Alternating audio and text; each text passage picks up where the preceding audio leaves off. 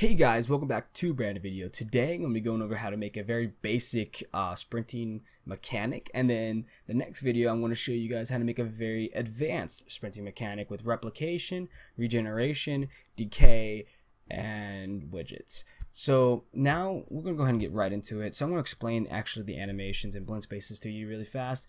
So basically, there's a thing called a blend space, and you could blend animations based off certain values. Now what we're going to do based off our actual third-person templates, which this actually all comes free with it, which is really nice, is that basically we can change the actual set max walk speed of the character, and I'll explain that more in a second. And we can show that the faster the character goes, which the higher that float value is for the set max walk speed, will depend which animation it's going to transition into until we reach this set number, which is 375.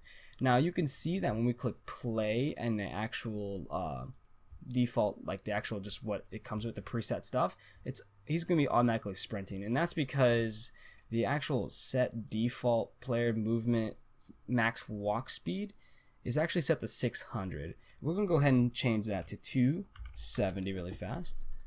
Compile that. We're going to go ahead and go back here, go to settings. We're going to make sure we have our engine scalability settings set to low and resolution set to high. That way we can optimize our actual game development, and we can work on lighting and all the other stuff later. We just want to develop this right now. And once we have that, so we can go ahead and close that.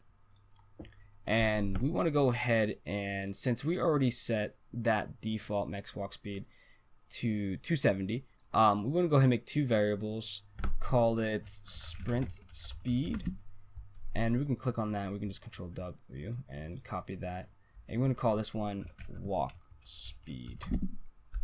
Now we're going to put both of these in categories, which is just going to sort it out for us. We're going to call it sprint system. Oops, spelled that wrong.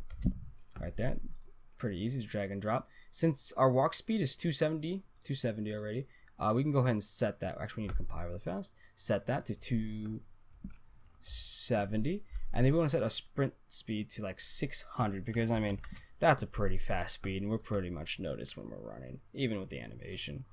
So now we want to go ahead and make an action map, and this action mapping is a part of the inputs inside of the actual project settings under settings. And once we go on there, all right, there, now it's opened up. We want to go under input, under engine settings right here. We're going to delete the actual reset VR, add a new one. We're going to call this one sprinting, or just sprint actually. That would work.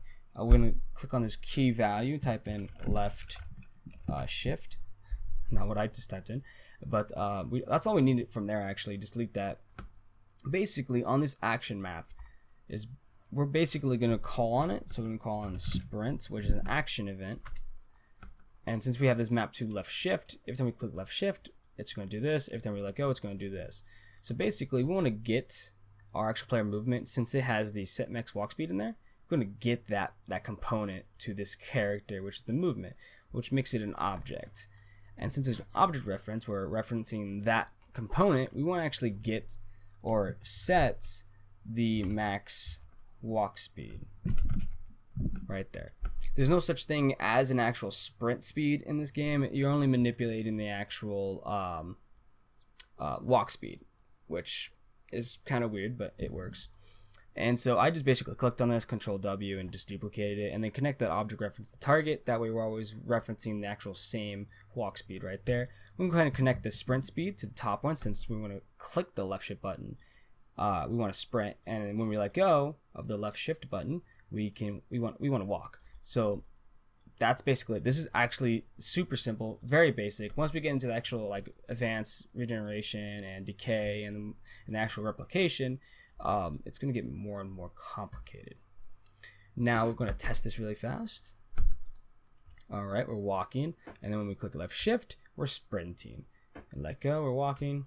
Shift for sprinting. So it's very nice, very basic. I don't see a lot of videos explain this to a lot of people and actually use the actual animations, but whatever. So if you guys have any questions, leave a comment down below. You can join my Discord channel. Besides that, I hope you guys have a good day. See you in the next video.